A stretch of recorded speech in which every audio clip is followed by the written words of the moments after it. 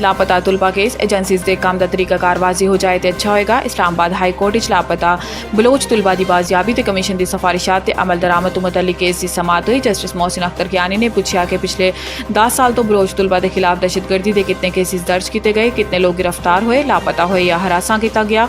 Attorney general of Pakistan ने लापता अफराद की कमेटी की रिपोर्ट अदालत पेश करते हुए कहा कि इंटैलीजेंस एजेंसीज किसी भी शख्स को हरासा नहीं कर सकती।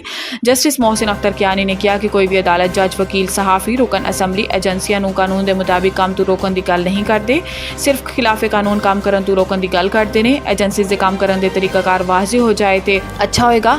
कोई भी पाकिस्तानी खा हो, सहाफ़ी हो या पार्लीमेंटेरियन दहशतगर्दां की सपोर्ट नहीं कर रहा। अदालत ने सवालनामा के जवाबात आइंदा समात से जमा करने की हदायत करते हुए समात 14 जून तक मुलतवी कर दी। इजाफी गंदम दरामद करने दे स्कैंडल के जिम्मेदारां दा तयन हो गया। वज़ीर आज़म ने यह कार्रवाई की मंजूरी दे दी।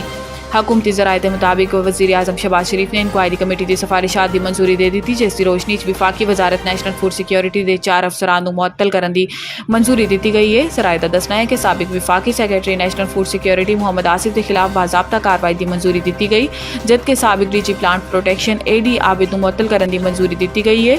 ज़राए के मुताबिक food security commission 1 doctor Waseem ते डायरेक्टर सुहेल को भी मुअत्तल करने की मंजूरी दी गई। ज़राए का कहना है कि जिम्मेदार अफसरां ते नाकिस मनसूबाबंदी ते गफलत बरतन का चार्ज लाया गया है। IMF पाकिस्तान का गज़ाई इजलास से तवानाई लिए टारगेटेड सबसिडी देने ते इत्तफाक। ज़राए के मुताबिक वजारत खजाना ने IMF को ब्रीफिंग दसिया कि टैक्स हदफ 1300 अरब रुपए इजाफे की तजवीज़ है। नई माली साल लिए FBR का टैक्स हदफ 12,400 अरब रुपए मुकर्रर करने की तजवीज़ है, जबकि पाकिस्तान ते IMF के दरमियान बुनियादी मुआशी अहदाफ के तयन से भी हाल इख्तलाफ बरकरार है। पाकिस्तान ते IMF के दरमियान गज़ाई इजलास से तवानाई लिए टारगेटेड सबसिडी देने ते इत्तफाक भी होया है। ज़राए के मुताबिक IMF ने आइंदा माली साल GDP ग्रोथ 3.5% तक महदूद रहने का तुखमीना लाया है तो वजारत खजाना ने अगले साल शरह नमूदा हदफ 3.7% तजवीज़ किया है। IMF ने महंगाई का तुखमीना 12.7% ते वजारत खजाना ने 11.8% लाया है।